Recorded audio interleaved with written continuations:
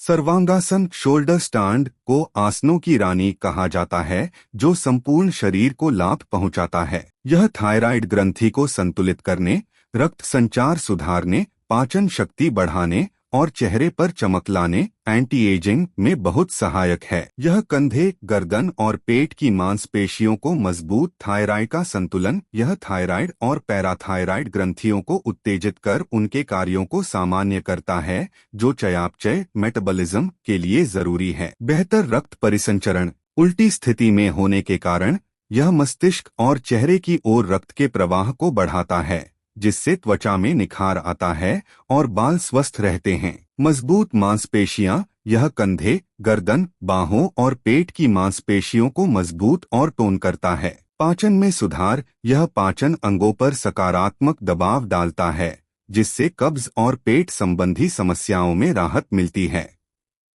Fish pose और Matsyasana yoga benefits. Matsyasana. Matsyasana fish pose एक ऐसा योगासन है जो छाती और गर्दन को गहरा खिंचाव देता है। यह पद्मासन में बैठकर, कोहनियों के सहारे पीछे लेटकर और सिर के ऊपरी हिस्से को जमीन पर टिकाकर किया जाता है। इसके नियमित अभ्यास से श्वसन प्रणाली मजबूत होती है, पीठ दर्द में आराम मिलता है और थायराइड ग्रंथियों का स्वास्थ्य सुधरता है। प्रारंभिक स्थिति। योगा मैट पर सीधे लेट जाएं। शवासन या पद्मासन में बैठें। पीठ को उठाएं। पद्मासन में बैठे हुए हाथों के सहारे धीरे धीरे पीछे झुकें और कोहनियों को जमीन पर टिकाएं।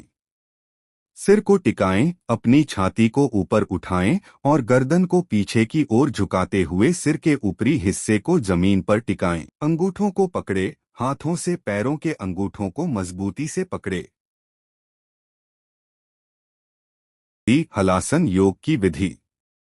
हलासन प्लाव पोज एक प्रमुख योगासन है, जिसमें शरीर की आकृति खेत में हल चलाने वाले हल जैसी बनती है। यह रीढ़ की हड्डी को लचीला और मजबूत बनाता है, पाचन में सुधार करता है, थायराइड ग्रंथि को उत्तेजित करता है और तनाव कम करता है। यह पीठ के बल लेटकर दोनों पैरों को सिर के पीछे ले जाकर किया जाता है। प्रारंभिक स्थिति। पीठ के बल सीधे लेट जाएं और हाथों को शरीर के बगल में रखें।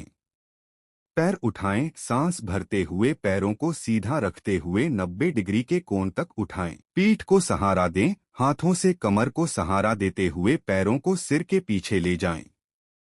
अंतिम स्थिति। पैरों के पंजों को जमीन पर टिकाने की कोशिश करें और पीठ को सीधा रखने का प्रयास करें।